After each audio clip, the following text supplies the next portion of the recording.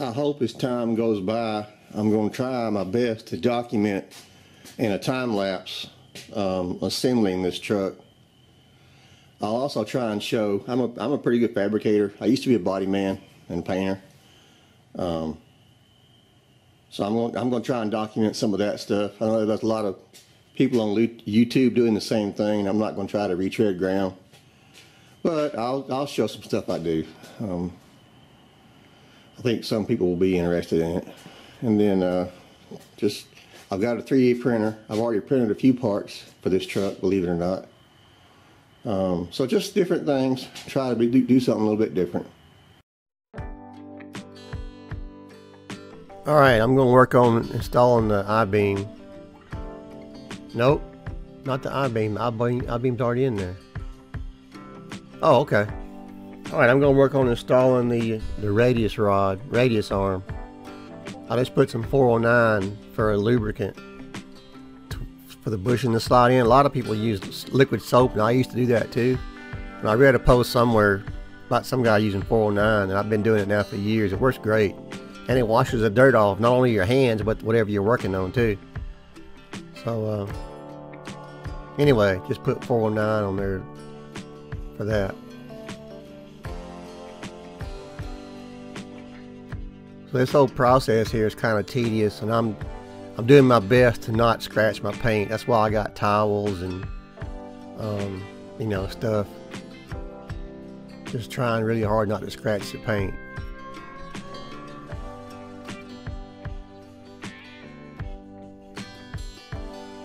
I'm not sure what I forgot here, but I forgot something. Oh, looking for a rag.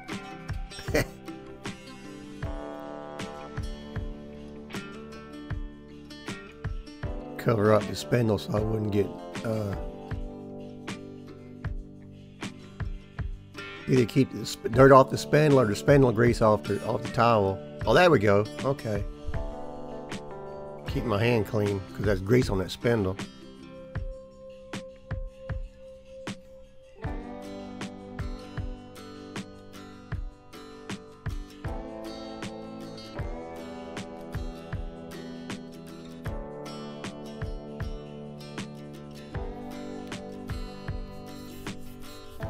So I just used a block of wood with a towel and a floor jack and a screw jack to raise that I-Beam up. I had a piece of chain holding that I-Beam in place so it wouldn't fall out. It wouldn't have fell to the ground because those bushings hold it in fairly tight, but still it was enough to hold it, you know, so it wouldn't be hanging there off in space on its own.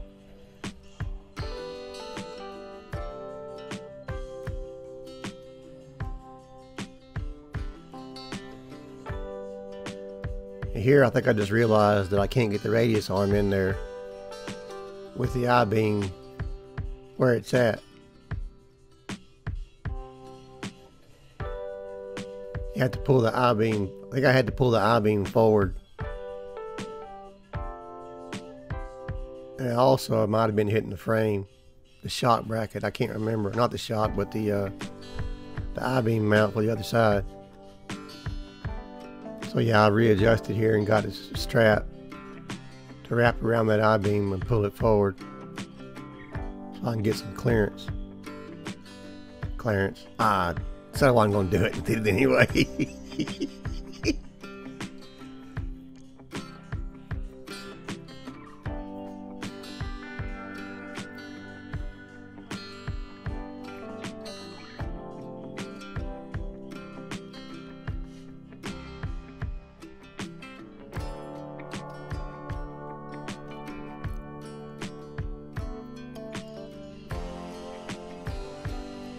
Again, I'm doing my best with this towel to stay off my paint. When I was putting this together, the paint was probably less than a month old.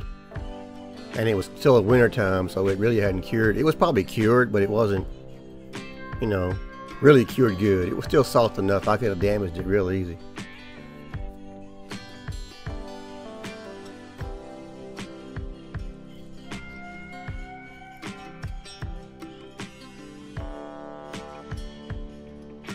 Of course, you could scratch that paint, you know, anytime. I can go out there right now and put that strap around it and scratch it. So Yeah.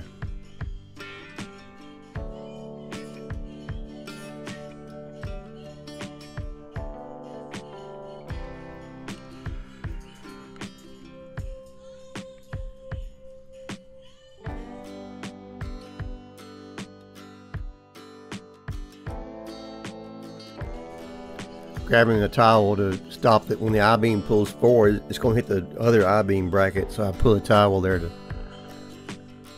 So I put a towel there when it pulls forward, it won't get scratched.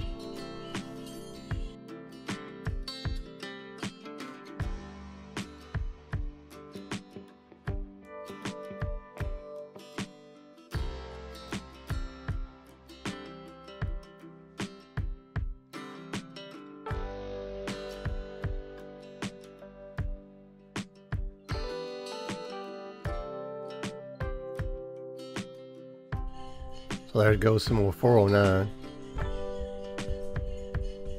And I may not show it here, but I get the bushing and put some 409 on it as well.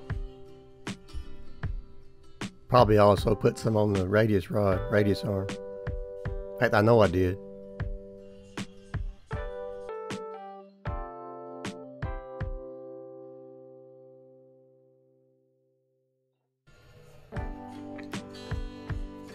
Okay. Alright, here we're putting the radius arm in and trying to do my best to not scratch anything. And I gotta say, that 409 made a big difference.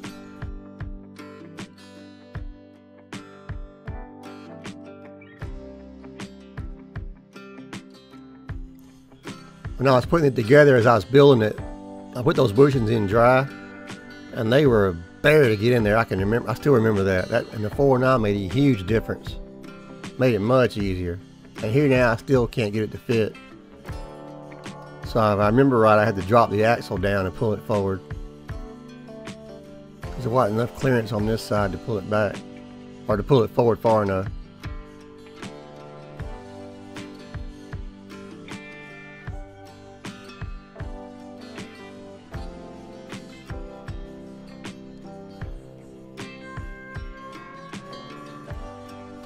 So yep, got to take it out and regroup here.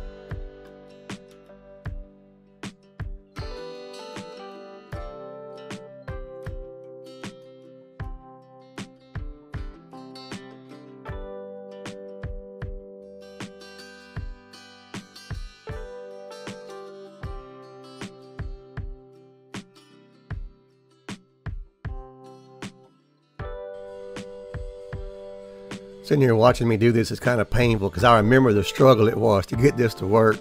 At the time, though, I was just had to figure it out as I went.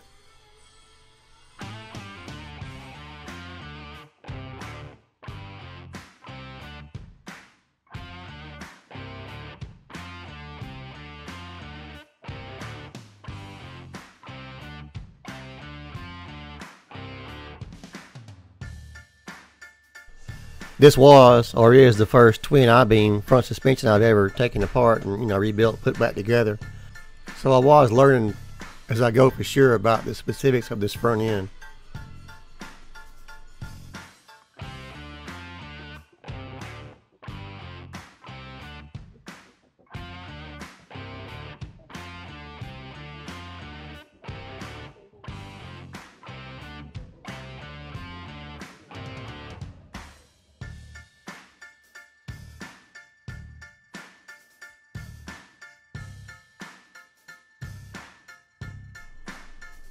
more towels to keep it from getting scratched.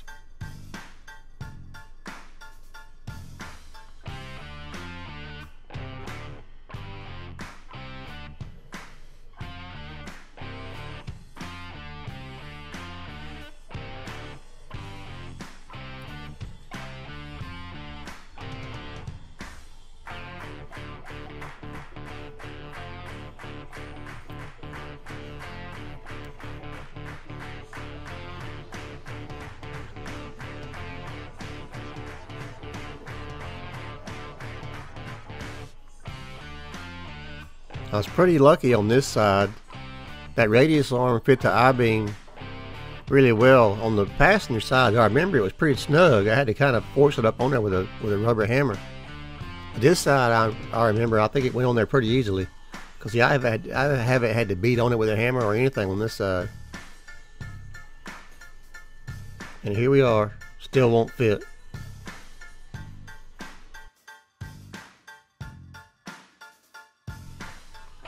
There's the 409 on the bushing.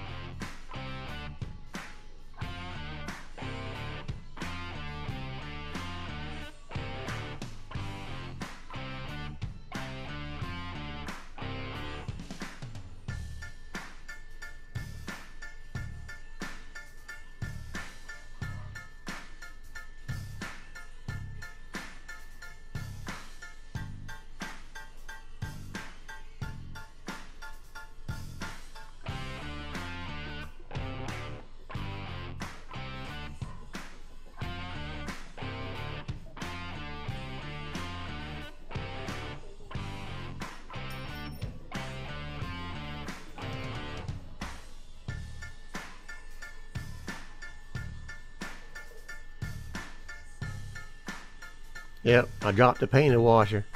That always makes me so irritated when that happens. Trying to be careful, still accidents happen.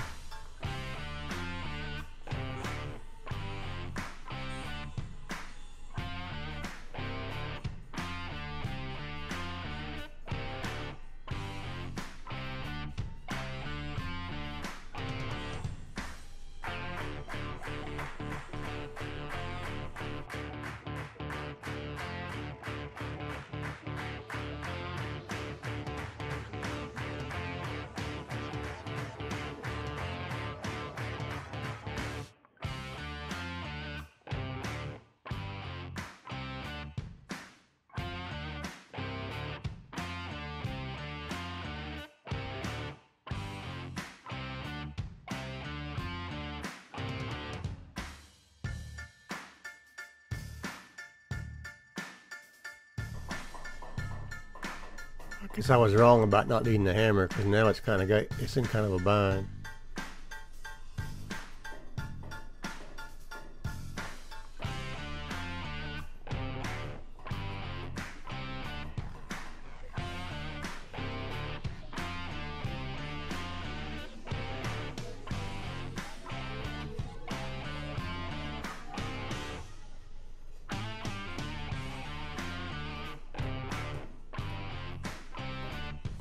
That's a dead blow hammer, and I put 2 or 3 layers of duct tape on the head, which is a plastic dead blow. Probably wouldn't have scratched it, but using the duct tape just made me feel a little bit better by put a little bit of cushion on that hammer head.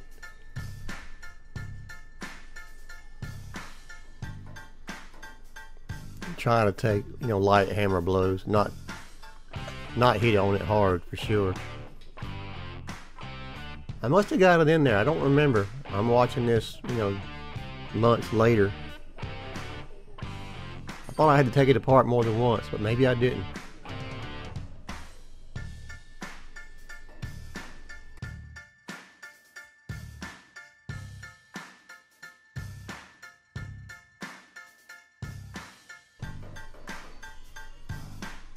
Nope, I guess I made it.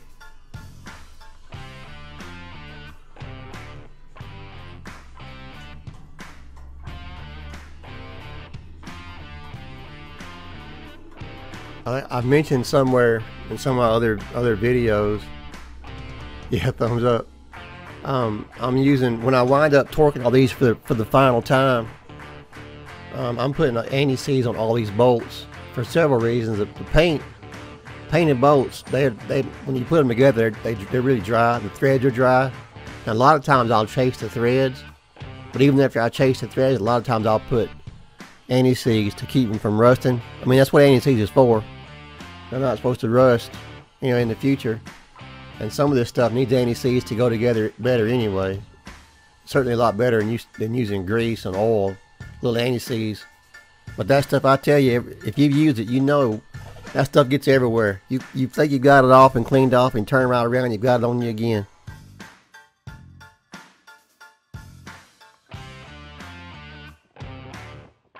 So I don't think I'm anti-seizing here. Basically all I'm doing here is getting things assembled, and I'll come back and torque later. It's the way I remember it.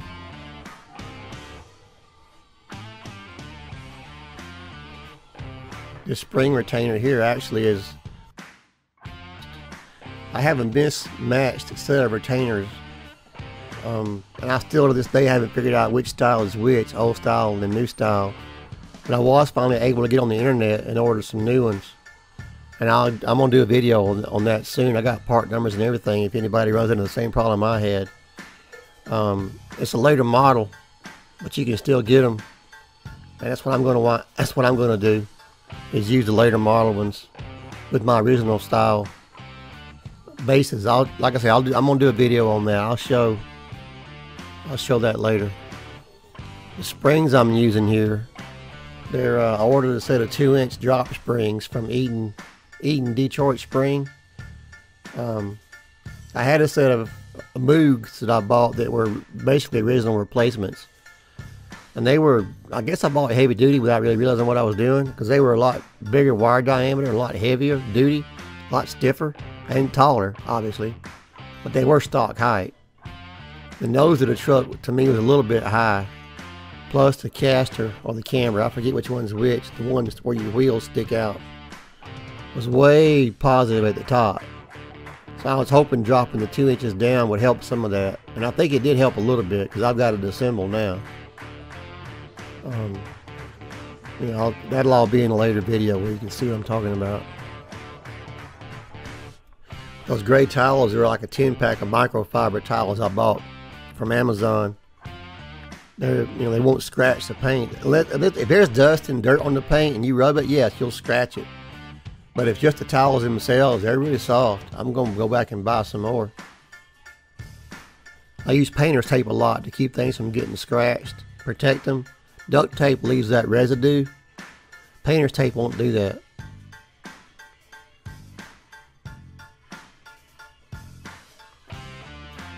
So what I'm doing here is putting some tape on the shock hole where I had the chain hanging, so when it hangs down through there, it wasn't. I had a piece of 1/8-inch welding rod holding the chain at the top, and the tape was there to stop the rod from scratching my shock tower, while the I-beam's hanging there with no spring in it to hold it, to keep it in place.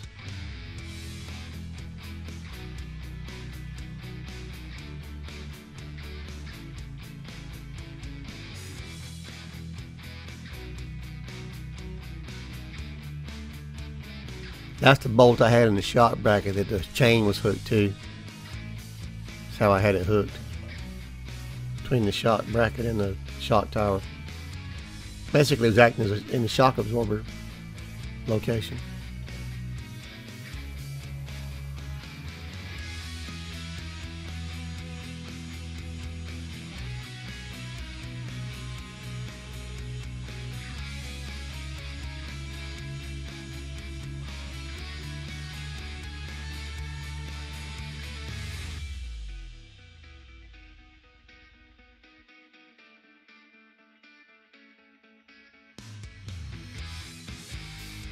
So yeah, here's the chain.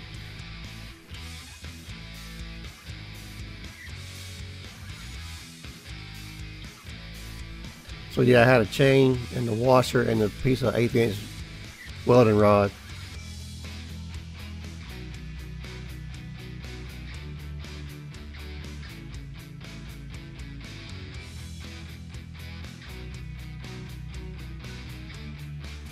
I was just trying to guess at somewhat of a spring height. I'm not sure why I did that. I guess I was just curious about the spring height.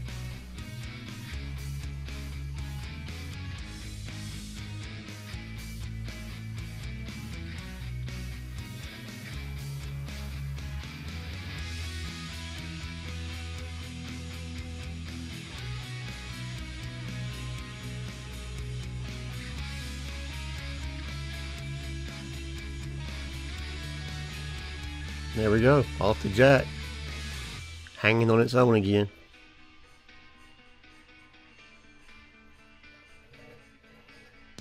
At this point, it really can't fall. Between the radius arm and the I-beam being tightened on its mount, it's not gonna drop far. If it drops at all, I mean, it'll drop down about where it's at now anyway.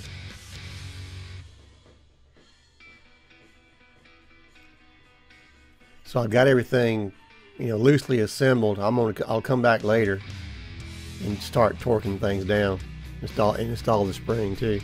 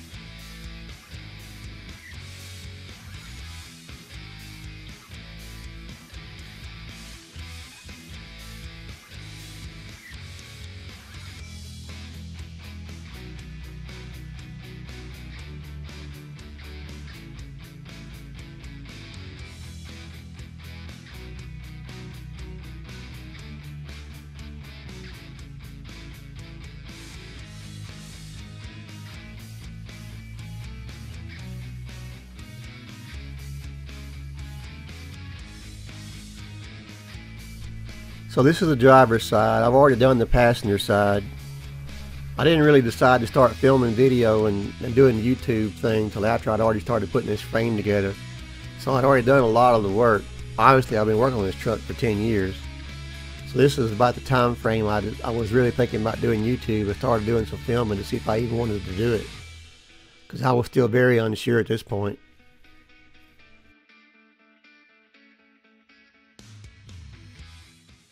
So that's it for the, well, not finished, but getting the suspension started. I got both I-beams, both radius arms. None of the fasteners are the final fasteners. They're all pretty much lock nuts. So I just put together with regular nuts. Nothing's tight. It's just under there to hold it. You saw me wrapping this baggie around the spindle. I just put a little bit of light grease on there. I had them perfectly clean when I painted them. I live in the southeast, so any bare metal is going to start to rust, especially here with spring and summer coming. So I just put a little bit of light grease on them, covered them up to keep them clean, and then when I put the rotors on, I'll clean them off and grease them up for good. Oh, and I forgot to mention earlier also, the suspension, the suspension is out from a 78 150, so it gave me disc brakes, the more modern parts, arms and beams. The engine pedestals are small block pedestals out of it's like a mid-70s or 70s F150. I had to drill like one extra hole.